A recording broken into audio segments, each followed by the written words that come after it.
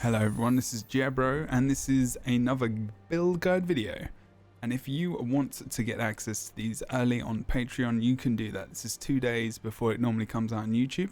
And the build videos, pretty much just for build videos. I might do some other stuff, but it's at the lower tier, the $5 tier on Patreon, which I use to help support me through to pay the rent, to pay the bills, to pay for school and stuff like that as well. I do a lot of YouTube, and now Twitch obviously is my main home, but going back into YouTube after kind of falling in love with PvP and 2v2s a little bit more, and kind of want to make more build videos. I just want to do that again.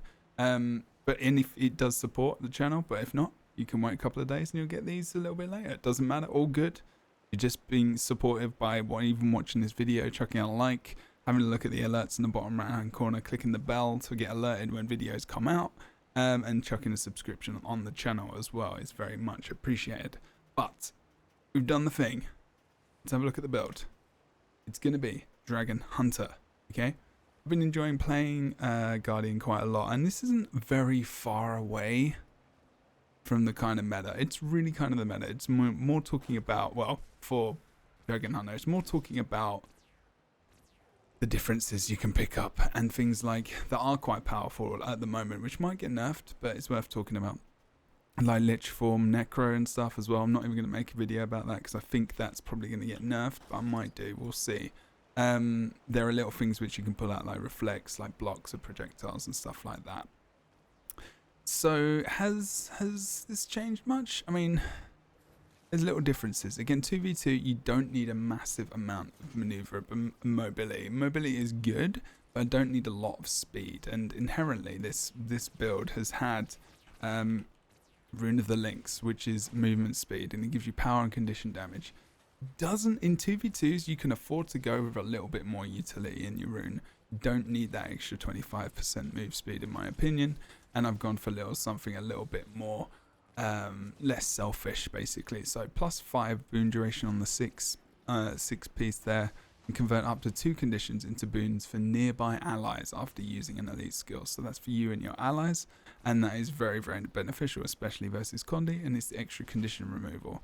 Now Guardian does have a fair bit, but not a massive amount of just like after continual condition, because a lot of Dragon Hunter is just doing a lot of damage. So if it's a sustained fight, like more condition removal is useful, and also you get that boon duration as well as the extra stats, which are really nice. Guardian relies a lot on its boon, so having those for a lot longer, very beneficial. So what are we looking at here? What is the rest of the build? We've got Paladin. Now this amulet is always going to depend on what your verse is. If your verse is power classes, chuck on Paladin. If your verse is condition orientated classes and you're getting taken out by more so by conditions, which you can analyze as you look at the end screen when you die, just click that little information button, make sure you check it out, see what you're dying to the most. If it's conditions, maybe switch that to Marauder, which is what I normally do if that's the case. If it's more power build your verses, I chuck on Paladins. Okay, my HP is less or more depending which one I'm using. 17k on Paladin. Oh, a Marauder. Oh no, it's not actually, is it? I forgot, sorry. More toughness is what I'm talking about. Toughness is the one which gets taken over. So Marauder, I just go for more damage, and if it's Paladin, more power damage, toughness. That's what I meant to say, not HP, toughness, sorry. You do lose a little bit of damage, but it's not a massive amount. You can see there, main stat you're going to lose is going to be ferocity, of course. So that's the thing you will lose, but you'll gain that extra toughness, which is going to help you through. So, what's the build? Bow, sword, shield. Now, focus obviously could be a thing you use, but I mean, more often than not, as a Dragon Hunter, you're using that shield to push and pull people through things like Test of Fate and other traps, should you so wish to use them. Bow, with going for exploitation. Now you can use something else if you want to. I'm using exploitation and intelligence there. Of course, you can see the extra damage targets below 50%. This just gets extra damage when they're below that health threshold. Obviously, sigil of intelligence, free attacks, nice for the good old what's it called? The true shot there. Things like that. So then we got sword and shield. This is a lot for mobility as well on the sword for the second ability, of course. Don't forget, this is going to be your little port as well as giving you fury. and giving you that little light field, which is, you know, nice little benefit. And Zealot's defense, which does block, of course, range attacks while casting magical projectiles. It's pretty good. It blocks missiles as well. Don't forget about all these classes with the missiles that are coming at you as well. And also don't forget that you've got the good old shield of absorption, which does absorb projectiles, which is very, very useful versus, again, things like Lich, things with, you know, Thief, Ranger, all these things which fire out projectiles, which is so important to try and block, because there's a lot of burst out there at the moment as well, because that's what people kind of run at the beginning of metas. They're always, especially patch updates, they're always running a ton of burst damage to test the water and see how things are going. And at the moment, there's a lot of that out there with classes like Lich, with like Necro of Lich form. There's some rangers. I'm seeing a lot of like conditioned shortbow rangers. There is other dragon hunters. There's thieves. There's loads of stuff out there with these projectiles, which, you know, having that shield is great. We're going to talk about that more in a moment as well. And here we got the survival. This is more of the survival weapon set. So we're going for Sigil of Cleansing with energy. Which is going to give you extra 25% on your endurance bar, which is going to give you extra dodge to survive, dodge some of those attacks. We're going to Valor, Virtues, and Dragon Hunt. Now, this is not much of a change from the meta, so we're actually going to go, when I say meta, you know, the normal build for Dragon Hunt. So I'm going to go for it. Gain Aegis when you're struck while below the health threshold, always good to have that extra block. 50%, so that's going to help you a lot to well, it's not a lot to survive, but it's extra survivability, you know. It's one of the minor ones. It's okay. Meditation, we do have some meditations, of course, as well, don't forget. Meditation in your heal, meditation on smite condition, meditation on the contemplation of purity, meditation on renewed focus as well.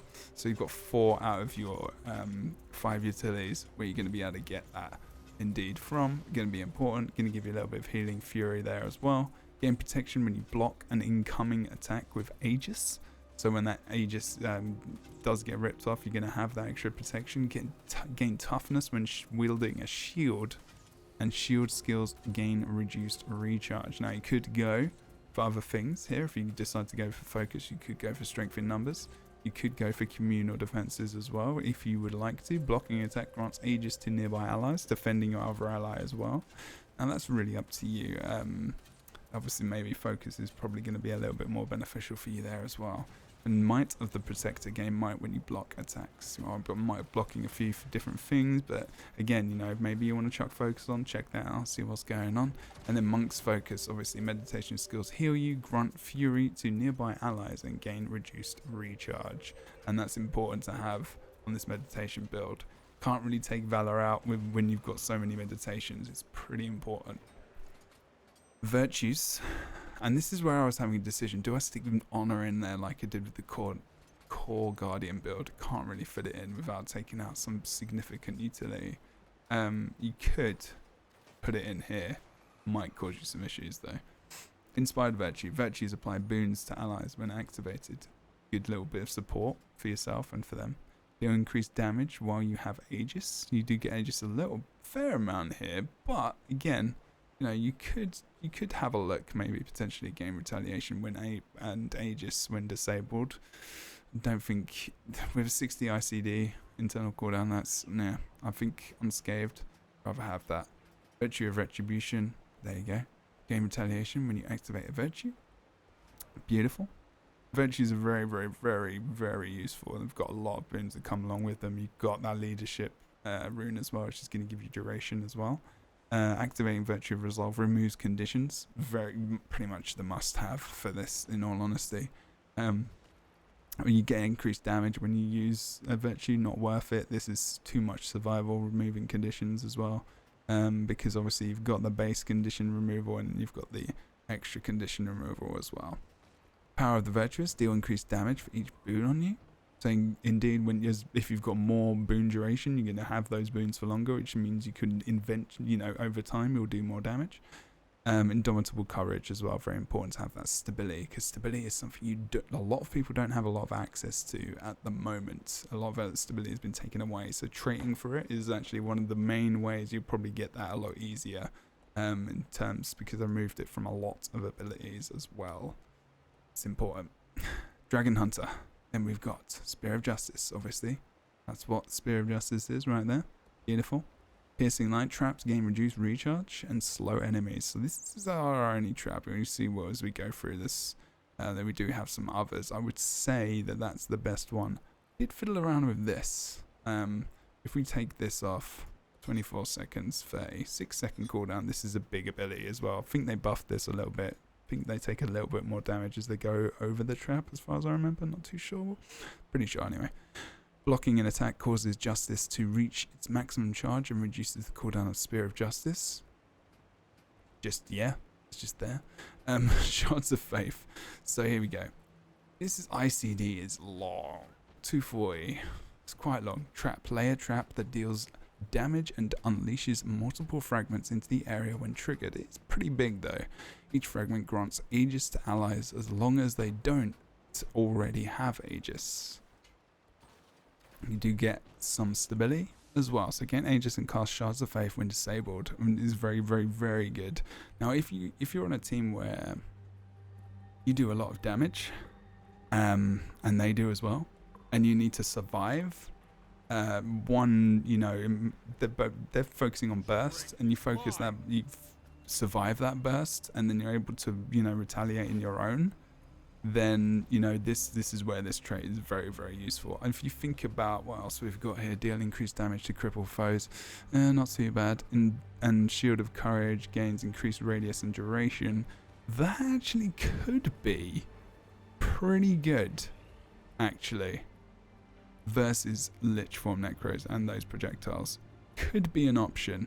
This is very survivable, and DH is quite squishy as it is. This could also be very useful as well, especially if you don't take something like Sentry, which is going to help you, which I'm going to talk about in a moment. So Pure of Sight, deal bonus damage based on your distance to the enemy. Self-explanatory.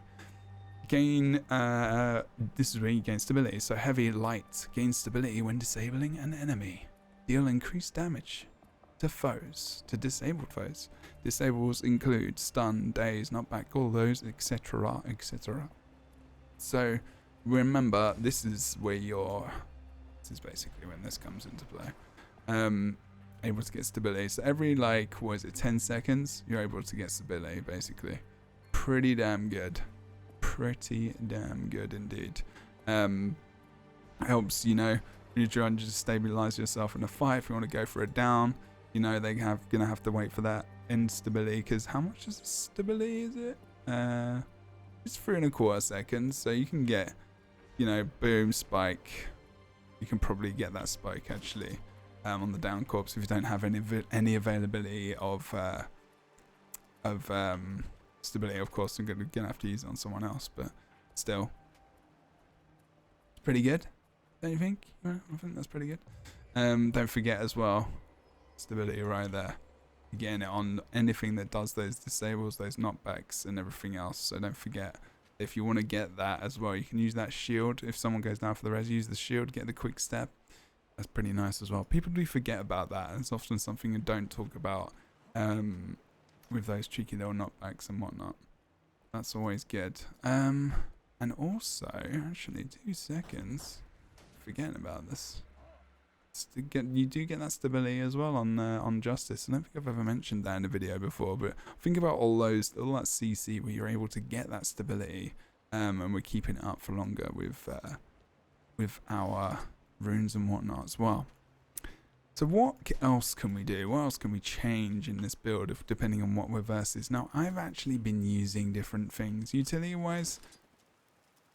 This smite condition, you can change that with so much stuff. Now obviously you've got try not to think about the Dragon Hunter meta too much. I mean, obviously there's the build which is a hell of a lot of the meta in there, or the main build that most people play. I've interchanged this quite a lot. Things like Sanctuary I stick in there, obviously, Judge's Intervention, which is a big one on there as well. And also I'm using Precision of Blades now versus Thieves, and a Necro of a Thief and a Warrior, for example. Like we were versus today, me and someone else, we were 2v2ing, we played them 2 or 3 times. I popped on this Precision Blades the thief didn't have a chance, couldn't get in on us, and we won the game just because I changed in this one utility. So always when you're playing 2v2s, please think about what utilities you're using. If you're down a game and you really feel like you just got wrecked and you're thinking about changing something up, changing a trap, changing sanctuary, put something big in that could potentially really spin the game, because a utility can really make a lot of difference. We've seen that in 5v5s in the past, and 2v2s even more so. There is no real, whatever the meta is, if people are forming it, you know, it's still being formed. There's many builds which haven't been thought about. There's many builds which haven't been contemplated. People are using a lot of the same crap they've been using for a long time. They're not thinking about rune changes, rune differences, different traits that weren't applicable to it's like a deathmatch scenario. So be inventive, try different things, and try not to, you know, follow too many people. Follow this build, give it a bash, obviously. But yeah, I'm really enjoying this. I'm going to put some gameplay out as well. And yeah, that will probably be coming later in the week. It might be up on Patreon first. I'm trying to decide whether or not I put gameplay videos in. Let me know your thoughts about the whole thing. I mean, it's just for a little bit of an extra bonus for people that do want to support, because I know some of you come and subscribe to the channel and everything else on Twitch. So that's very, very, very helpful indeed. But yeah, this has been the video. I mean, standard thing, you know, Dragon Knight.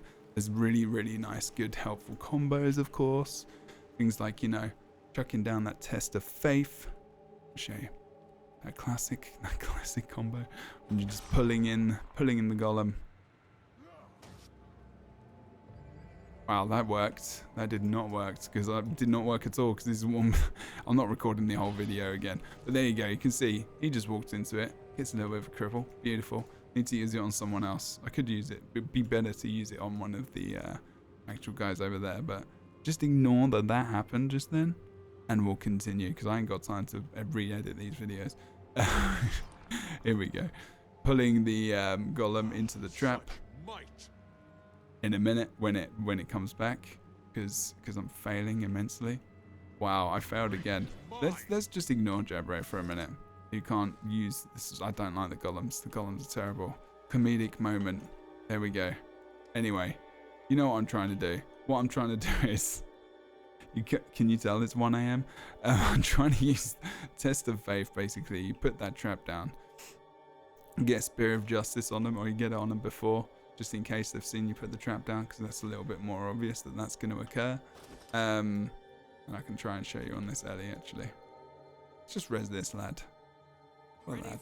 There you go. So put that down. Boom. Pull the Ellie in. Knock him out. Boom. Look at that damage that's already on him. It's got a little bit of tick of burning as well. Could even go, if he does move away from the trap, you can use shield 5 to actually just push him back in. Always good. Don't forget you've got your stability as well when you knock him back. Pretty nice. I get a ton of damage actually. Stick that down again. Putting him back in. Oh, hello, sir. So what do you do? Oh, almost. All good. See, I moved past him. I was trying to move him back into the trap. Now, another thing you could do actually is just move him back like that. Use that bow 3 to push him back through the trap. Loads of different things, and then you can pull him back through as well. And then boom, he's dead. So you've got loads of CC around the trap. So if you miss one of those things, just like I did, you've always got those opportunities to come back and, you know, push them back through if you've used one of your CCs already. Always very, very nice. Again, like jumping on the Mesmer, you put it down on him, you get back out, you pull him towards you. I failed, sorry, my bad. I'm doing that. Don't forget as well, this is a great leap. It's a great actual leap there. Oh, good lord, the Mesmer's gonna actually flip and mower me. Mower, I've seen mower a couple of times as well. Watch out for that mower. A lot of cast time on that. It's all good. You're gonna be fine. Anyway, I'll stop playing now. Basically, again, remember, I try not to say that I'm the best player in the world. I know what to do, but doing it is a completely different thing. So go out there, give it a little practice. You know, grab some of those golems, grab some of those mobs, you know, stick down that trap and see what you can pull through.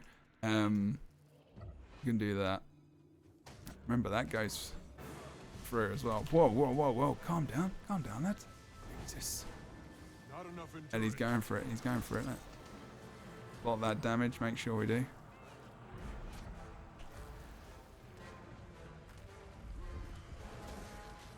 Trying to block some of those projectiles as well that might be coming through. Get that stability. There you go. Pull that Ellie through there.